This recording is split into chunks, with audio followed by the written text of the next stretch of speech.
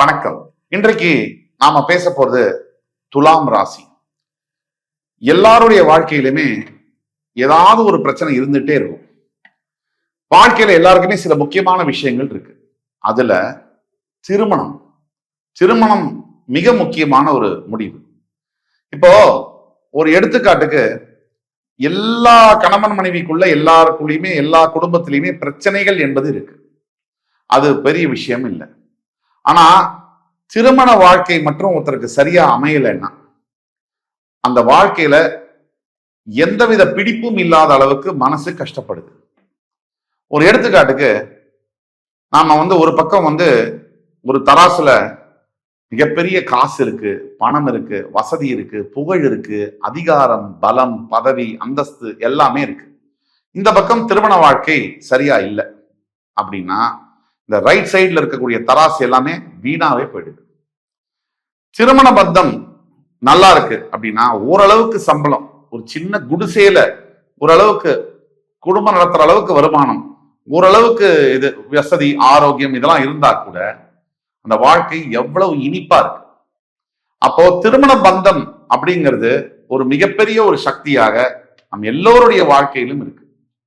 இப்ப எந்தெந்த அடிப்படையில துலாம் ராசி நேயர்களுக்கு எந்தெந்த அடிப்படையில திருமண பந்தம், அது மூலியமா திருமணத்திற்கு பிறகு வாழ்க்கை பெரிய அளவுல சக்சஸ் பண்றது அமைப்பு எப்படி இருக்கும், அதெல்லாம் நம்ம பார்க்க போறோம். எந்தெந்த சினாரியோல இந்த மாதிரி அமைப்புகள் வரும். ஏன்னா இதை வச்சுதான் துலாம் ராசி அன்பர்கள் தங்களுடைய வாழ்க்கையில சப்போஸ் கணவன் மனைக்குள்ள பிரச்சனை இருக்குன்னா அதுக்கு தீர்வுகள் இருக்கா இல்லையான்னு கீழே கொடுக்கப்பட்டுள்ள வாட்ஸ்அப் நம்பர்ல எங்கள்கிட்ட ஆன்லைன் கன்சல்டேஷன் பாத்தீங்கன்னாலோ இல்ல நேரடி கன்சல்டேஷன்ல வந்தாலோ துல்லியமாக உங்களுக்கான ப்ரெடிக்ஷன்ஸை சொல்லி, உங்க மேரிட்டல் ரிலேஷன்ஷிப்ல ப்ராப்ளம் இருந்தாலும் அதற்கான ரெமெடிஸை சொல்லி அத சொல்யூஷன் என்னன்றதை பார்த்து சரி செய்ய முடியும். ஆனால் இதுல என்னன்னா, ஜோதிடம் சார்ந்த விஷயங்கள்ல பொறுமையும் பக்தியும் அவசியம். ஆக துலாம் ராசினியர்களுக்கு திருமணத்திற்கு அப்புறம் யார் யாருக்கெல்லாம் மிகப்பெரிய வாழ்க்கை அமையும், நினைச்சதெல்லாம் நடக்கும், அபண்டன்ட் வெல்த், ப்ராஸ்பரிட்டி எல்லாம் கிடைக்கும் அப்படிங்கிறத பத்தி பார்ப்போம் வாங்க. ஒரு துலாம் ராசி என்பர் இருக்கார். அவருடைய ஜாதகத்துல சுக்கிரனும் குருவும் நேரடி தொடர்புல பார்த்துக்கிட்டாலோ, சுக்கிரன் குரு இணைந்து இருந்தாலோ அவர்களுடைய வாழ்க்கையில பெரிய அளவிலான வெல்த், அதாவது மிகப்பெரிய சொத்து சேர்க்கிறது, லக்ஸரியான வாழ்க்கை வாழ்வது, ப்ராஸ்பரிட்டி என்று சொல்லக்கூடிய ப்ராஸ்பரிட்டினா வெறும் மனம் மட்டும் சேர்க்கிறது இல்லை, மரியாதை, செல்வாக்கு, அங்கீகாரம், மக்களால் மதிக்கப்படக்கூடிய நிலைமை, இதெல்லாம் சேர்ந்ததுதான் ப்ராஸ்பரிட்டி. முகத்துல தேஜஸ், நல்ல ஆடைகள், அணிகலன்கள் எல்லாம் சேர்ந்ததுதான் ப்ராஸ்பரிட்டின்னு சொல்றோம். இப்ப ப்ராஸ்பரிட்டி அது மட்டுமா, பெரிய அளவுல மிகப்பெரிய என்ன சொல்றது அதிகார பலம் எல்லாம் கிடைக்கிறதெல்லாம் இந்த திருமணத்திற்கு பிறகு நடக்கக்கூடிய வாய்ப்புகள் இருக்கு. எஸ்பெஷலி 37, 38 வயசுக்கு பிறகு துலாம் ராசி என்பவர்களுக்கு உங்க பிறப்பு ஜாதகத்துல சுக்கிரன் குரு சம்பந்தம் இருந்தால் நாம் சொன்னதெல்லாம் 75% நடந்தே தீரும். ஏன்னா இந்த ஜாதகம், ஜோதிடம் என்பது ஒவ்வொரு பிறப்பு ஜாதகம் இருக்கு, அது யூனிக். அந்த பிறப்பு ஜாதகம் தனித்துவம் பெற்றது. நாம் சொல்லக்கூடிய பலன்கள் 75-80% நேர்களுக்கு பொருந்தும். 20% பிறப்பு ஜாதகத்துல விதி விலக்குகள் இருந்தால் அப்போ பிறப்பு ஜாதகத்தை எங்கள்கிட்ட காமிக்கணும். நீங்க கன்சல்டேஷன் வரும்போது பார்த்துட்டு அதற்கும் தீர்வுகள் இருந்தால் கூற முடியும். ஆக ஒட்டு மொத்தத்துல இந்த துலாம் ராசி என்பவர்களுக்கு சுக்கிரன் குரு இணைவு என்பது உங்கள் திருமணத்திற்கு பிறகு கிட்டத்தட்ட 37-38 வயதுக்கு பிறகு வாழ்க்கையில் அபரிவிதமான ராஜயோகங்களை வழங்கும். அதுல சந்தேகமே தேவையில்லை. அடுத்து, நீங்கள் துலாம் ராசி, உங்கள் பிறப்பு ஜாதகத்தில் உங்கள் லக்னத்துக்கு 2ஆம் இடத்துக்கு அதிபதியும் சுக்கிரனும் தொடர்பு கொண்டால், அல்லது 2ஆம் இட அதிபதி சுக்கிரனாகவே வந்தால், இப்ப மேஷம், இப்போ கன்னிக்கெல்லாம் பாத்தீங்கன்னா 2ஆம் இட அதிபதி சுக்கிரன், அவர் வலு பெற்றிருந்தால், அல்லது செகண்ட் லார்ட் இன் த 11th ஹவுஸ் அப்படின்னு சொல்லுவாங்க. உங்க லக்னத்துக்கு 2ஆம் அதிபதி யாராக இருந்தாலும் அவர் 11ஆம் வீட்டில் இருந்தால், இந்த 3 அமைப்புகள்ல இருந்தால், இந்த சினாரியோஸ்ல, அதாவது உங்க பிறப்பு ஜாதகத்துல லான்னு போட்டிருக்கும் லக்னம், அந்த லக்னத்துல இருந்து 2ஆம் இடம், லக்னம் 1 அடுத்தது 2, அந்த அதிபதி, இப்ப ஒரு எடுத்துக்காட்டுக்கு உங்களுக்கு சிம்ம லக்னம், உங்களுடைய 2ஆம் அதிபதி கன்னிராசிக்கு அதிபதியான புதன், அவர் 11ஆம் வீடு என்று சொல்லக்கூடிய மிதுனத்தில் இருந்தால் கல்யாணத்திற்கு பிறகு உங்கள் வாழ்க்கையில் பெரிய திருப்பங்கள், அதாவது ஒரு பெரிய லெகசி பரம்பரையை உருவாக்கக்கூடிய அளவுக்கு மனைவியாக வரக்கூடியவர்கள் அல்லது கணவனாக வரக்கூடியவர்கள் உங்கள் ஃபேமிலி வெல்த், குடும்ப அந்த ஆஸ்தியை வந்து பெருக்குப்படுத்துவாங்க.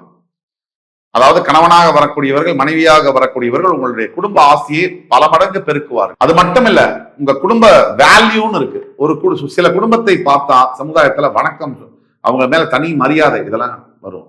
ஏன்னா அந்த குடும்பம் நடந்து கொள்ளுள்ள விதம், அந்த குடும்பத்திற்கு உண்டான நடவடிக்கைகள், அந்த குடும்பத்தில் இருக்கக்கூடிய அங்கத்தினர் அவர்களுடைய உடை நட பாவனைகள் இதெல்லாம் சிறப்பா இருக்கிறதுனால அவங்க ஏற்கனவே பண்பா நடந்துட்டு இருப்பாங்க. அந்த குடும்பத்துல இருந்து வர்றவங்க இந்த தப்பும் பண்ண மாட்டாங்க அப்படிங்கிற அடிப்படையில அவங்க மேல தனி மரியாதை வரும். அந்த மாதிரியான ஃபேமிலி வேல்யூஸ் எல்லாம் பல மடங்கு உயரும். இப்ப நான் சொன்ன மாதிரி உங்களுடைய பிறப்பு ஜாதகம் துலாம் ராசி, உங்களுடைய லக்னம் எதுவாக இருந்தாலும் லக்னத்துடைய 2ஆம் அதிபதி 11ஆம் வீட்டில் இருந்தால் ஒண்ணு, லக்னத்துடைய 2ஆம் அதிபதி சுபக்கிரக பார்வை பெற்று வலுத்திருந்தால் 2, அதை தவிர லக்னத்துடைய 2ஆம் அதிபதி குருவுடைய சம்பந்தத்துடன் இருந்தால் மிகப்பெரிய ஏற்றங்கள் திருமணத்திற்கு பிறகே கிடைக்கும். அடுத்தபடியாக துலாம் ராசினியர்களுக்கு பிறப்பு ஜாதகத்துல 2ஆம் அதிபதியும் 7ஆம் அதிபதியும் பரிவர்த்தனையாகி இருந்தால், அதாவது 2ஆம் அதிபதியும் 7ஆம் வீட்டுல, 7ஆம் அதிபதி என்னமோ 2ஆம் வீட்டுல, லக்னத்துக்கு 2ஆம் அதிபதியும் 7ஆம் அதிபதியும் பரிவர்த்தனையை எக்ஸ்சேஞ்ச் ஆஃப் ஹவுசஸ் சொல்றோம். அந்த மாதிரி இருந்தால் திருமணத்திற்கு பிறகு ஸ்ட்ராங் growth ப்ராஸ்பரிட்டியில இருக்கும், ஸ்ட்ராங் வெல்த் அக்யூமுலேஷன் இருக்கும். நம்ம சொல்றோம் 200 கோடி 300 கோடி, சாதாரணமாக இருந்த அந்த கணவர் வந்து 300 கோடிக்கு அதிபதி ஆவார் திருமணத்துக்கு பிறகு. குறிப்பா 42 வயசுக்கு பிறகு இவங்களுடைய வெல்த் growth அப்படிங்கிறது பல மடங்கு உயரும். நம்ம சொன்ன மாதிரி துலாம் ராசி பிறப்புல உங்க ஜாதகத்துல லக்னத்திலிருந்து 2nd ஹவுஸோட லார்டு 7th ஹவுஸோடைய லார்டு இவங்க 2 பேரும் எக்ஸ்சேஞ்ச் ஆஃப் ஹவுசஸ் பரிவர்த்தனை ஆகி இருந்தால் உங்களுடைய மேரேஜ் ஆஃப்டர் மேரேஜ் லைஃப் வந்து பெரிய அளவுல சக்சஸ் ஆகும். அதே மாதிரி துலாம் ராசினியர்கள், நீங்க உங்க பிறப்பு ஜாதகத்துல உங்க ராசி அதிபதி சுக்கிரன் துலாத்திலோ மீனத்திலோ ரிஷபத்திலோ இந்த 3 இடங்களில் இருந்தாரேயானால் திருமணத்திற்கு பிறகு உங்களுடைய growth, உங்களுடைய வளர்ச்சியை இறைவனால கூட கட்டுப்படுத்த முடியாது.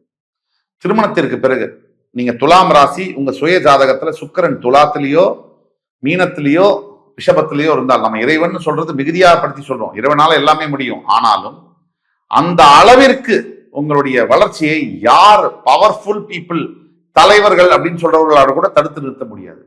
திருமணத்திற்கு பிறகு என்ன ஆகும் அப்படின்னா சமுதாயத்துல பெரிய பதவிகள்ல போய் உட்கார வைக்கும். அதை தவிர மிகப்பெரிய மதிப்பை ஏற்படுத்தும். உங்களை நம்பி லட்சக்கணக்கானவர் உங்களை ஃபாலோ பண்ற மாதிரி பண்ணும். உங்களை பயங்கரமா உங்க மேல அட்ராக்ஷன் ஆகும். எல்லாருக்குமே அந்த சாம் அப்படிம்பாங்க, அந்த அந்த கரிஸ்மாம்பாங்க. இதெல்லாம் வந்து மிகப்பெரிய அளவுல உங்களுக்கே தெரியாம உங்களுடைய நடை உடை பாவனைகள் எல்லாம் மாறும். நீங்க துலாம் ராசி உங்க பிறப்பு ஜாதகத்துல சுக்கிரன் துலாம் மீனம் ரிஷபத்தில் ஆட்சி பெற்று நேர்கதியில் இருக்க வேண்டும், வக்ரகதி அடையக்கூடாது. இந்த நிலையில இருந்தால் மிகப்பெரிய அளவில் கல்யாணத்திற்கு பிறகு வாழ்க்கையில இமாலய மாற்றங்கள் வெற்றிகள் நடந்தே தீரும். அதே மாதிரி நீங்க துலாம் ராசி உங்களோட பிறப்பு ஜாதகத்துல உங்க லக்னத்திலிருந்து 7ஆம் அதிபதி கலத்திரஸ்தான அதிபதி, அவர் 9ஆம் வீடு 10ஆம் வீடு அதிபதியோடு தொடர்பு கொண்டிருந்தால் உங்களுடைய வாழ்க்கையில திடீர் திருப்பங்கள், திடீர் அபூர்வ ராஜயோகங்கள் நடக்கும். குறிப்பா 35 36 வயசுக்கு மேல நடக்கும். இன்னொரு விஷயம் என்னன்னா, உங்களோட மனைவியோ கணவனோ உங்களுக்கு வந்து ஒரு டிவைன் ஃபோர்ஸ் மாதிரி இருப்பாங்க. கடவுளே நேர்ல வந்து கணவனாவோ மனைவியாவோ வந்த மாதிரி ஒரு லைஃப் பார்ட்னர் கிடைப்பாங்க. அது மட்டும் இல்ல, அவங்க வந்து உங்களுக்கு அவங்களுடைய சப்போர்ட்டை வச்சுதான் நீங்க பெரிய லட்சக்கணக்கான கோடிக்கணக்கான உயரங்களை எட்ட முடியும். அதே மாதிரி உங்களுடைய வாழ்க்கை துணை ஒரு டெஸ்டினி கேட்டலிஸ்ட் மாதிரி, அதாவது விதியை தீர்மானிக்கக்கூடிய ஒரு பதவியில அவங்க இருப்பாங்க. எல்லா கணவன் மனைவியும் அப்படிதான். ஆனாலும் இவர்கள் உங்களுடைய நல்ல விதியை இவர்கள் கையால் இவர்கள் எழுதுவார்கள். அதே மாதிரி இவங்க மேரேஜ் 2 பேருக்கும் உங்களுக்கும் உங்க மனைவிக்கும் நடக்கப்படுற கல்யாணம் இருக்கு இல்லையா, அந்த கல்யாணம் வந்து ஒரு டிவைன் டைமிங்ல சக்சஸ்ஃபுல்லா நடக்கும். அப்படி எதிர்பார்க்காத போது டக்குன்னு அமையும். அதுதான் துலாம் ராசினியர்களுடைய பிறப்பு ஜாதகத்துல லக்னத்துடைய 7ஆம் அதிபதி கலத்திரஸ்தானாதிபதி 9 மற்றும் 10ஆம் அதிபதியுடன் கனெக்ட் ஆகியிருந்தால், சேர்ந்திருந்தால் நாம சொன்னது நடக்கும். ஆக துலாம் ராசி நேயர்களுக்கு இதுக்கு மேல ஏதாவது சந்தேகம் இருக்குன்னா கீழே கொடுக்கப்பட்டுள்ள வாட்ஸ்அப் நம்பர்ல எங்களை கேட்டு ஆன்லைன் கன்சல்டேஷன் வாங்கியோ அல்லது நேரடி கன்சல்டேஷன் வாங்கியோ கேட்டீங்கன்னா உங்களுடைய ஜாதகத்தை துல்லியமா ப்ரெடிக்ட் பண்ண முடியும். உங்களுடைய எதிர்கால வாழ்க்கை, திருமண வாழ்க்கை இன்னைக்கு இப்படி பிரச்சனையா இருக்கு, இதெல்லாம் பிரச்சனை, இதெல்லாம் சால்வ் ஆகுமா, நான் என் மனைவியோட சேருவேனா, கணவனோட சேருவேனா, மறுபடியும் எனக்கு சக்சஸ்ஃபுல்னா இந்த மேரிட் லைஃபை நடத்த முடியுமான்ற கேள்வி எல்லாம் இருந்ததுன்னா கீழே கொடுக்குற நம்பர்ல கான்டாக்ட் பண்ணீங்கன்னா துல்லியமா எங்களால சொல்ல முடியும். அதுக்கு ஏதாவது ரெமெடிஸ் வேணாலும் சஜஸ்ட் பண்ண முடியும். இந்த எபிசோடு உங்களுக்கு பிடிச்சிருக்கும்னு நம்புறேன். அடுத்து வரும் காணொலியில் வேறொரு தகவலுடன் உங்களை மறுபடி சந்திக்கும் வரை உங்களிடமிருந்து விடைபெறுவது உங்கள் சுபாஷ் பாலகிருஷ்ணன். நன்றி, வணக்கம், வாழ்க வளமுடன்.